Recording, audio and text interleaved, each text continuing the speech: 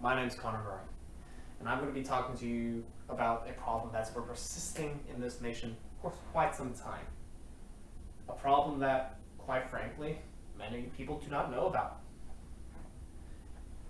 Even in today, the modern digital age, where people are more interconnected than we have ever been before.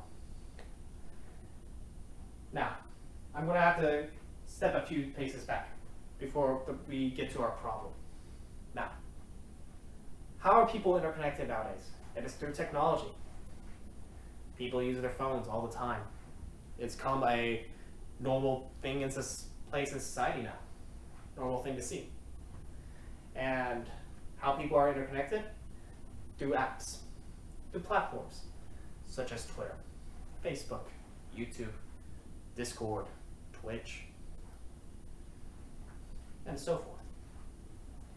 And yes, these platforms have allowed people to interact and interconnect from across the nation, across the entire world, and find a common place between them. Yet, these companies are behind the very problem that has been persisting in our nation. Well, one of them less now than has been before. And that problem is that these companies have been encroaching and infringing upon one of our amendments. The first one, the freedom of speech. How is that possible? How are these companies infringing upon the freedom of speech when these companies allow people to talk with each other across the world? Well,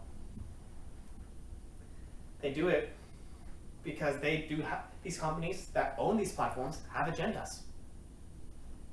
And as of recently, it has become political, very political. Yet people are ignorant of it still.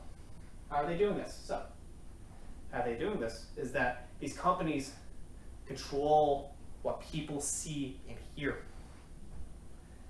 And they ban people for not having the same views as them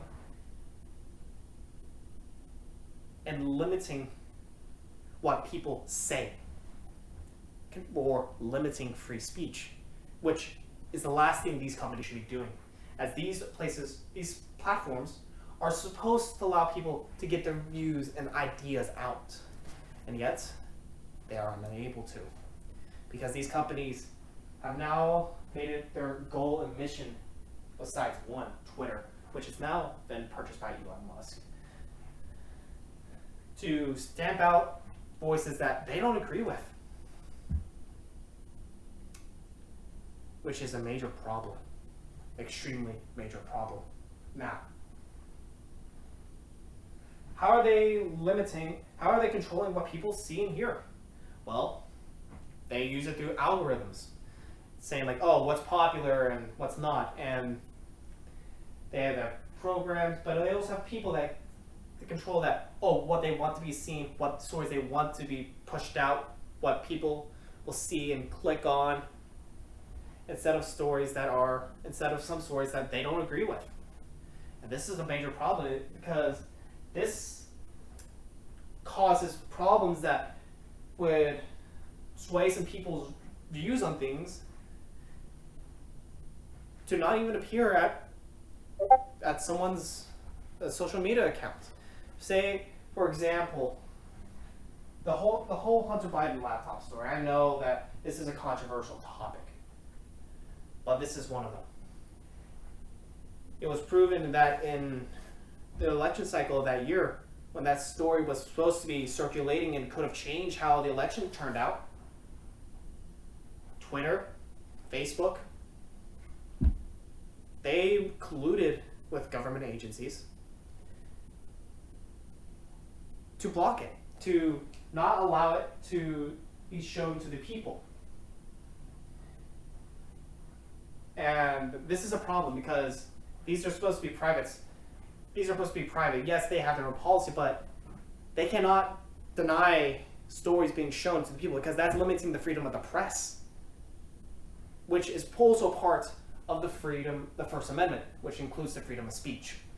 They also push certain stories that fit their agenda. instead of stories that actually mean something. Because you'll see how some of these platforms push like one story instead of another. Now, how do they ban people? Well, this goes into something like cancel culture. Cancel culture was meant to hold people accountable for something they said. It has become a weapon that people will use to silence people. And social media companies are more than willing to allow this to happen and ban someone, which, quite honestly, is abhorrent.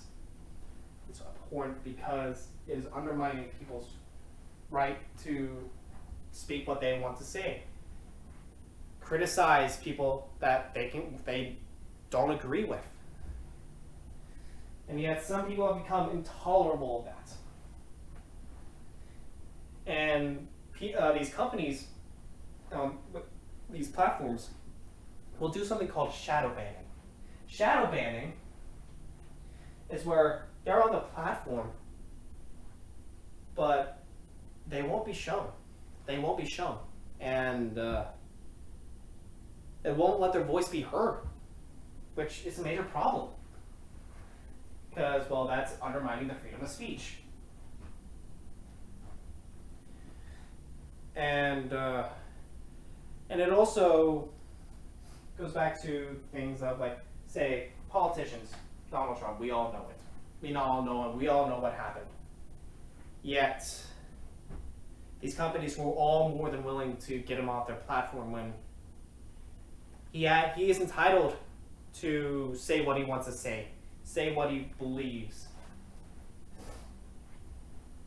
And yet people are these companies are not willing to listen.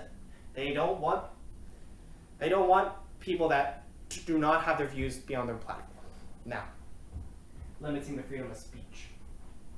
And the one company, as I mentioned earlier, Twitter, has changed because of Elon Musk.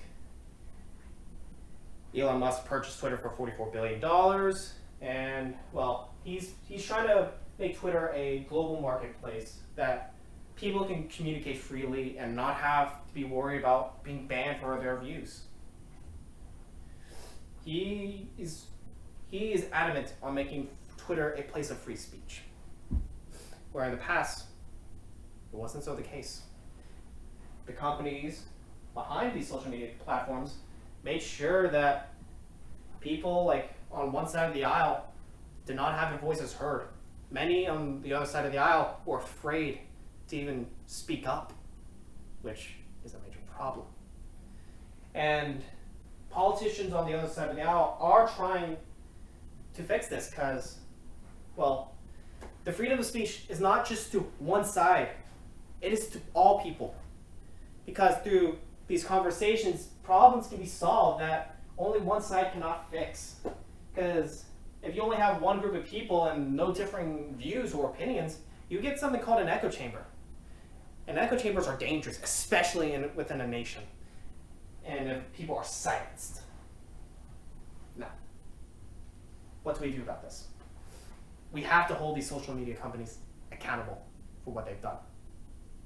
They cannot get away with banning people for not having the same views as them, or having their own opinions. Now, the people have the power. If a platform does not want to show your voice, then you just can't not use it. It's simple as that. You have to see max exodus even today on Twitter. Celebrities are leaving the platform in droves. But if you want to change these platforms, we have to do something. We have to hold these companies accountable and make them know that we are not to be silenced. That our voice does matter. And that the freedom of speech cannot be undermined. Now, thank you for listening to what I have to say.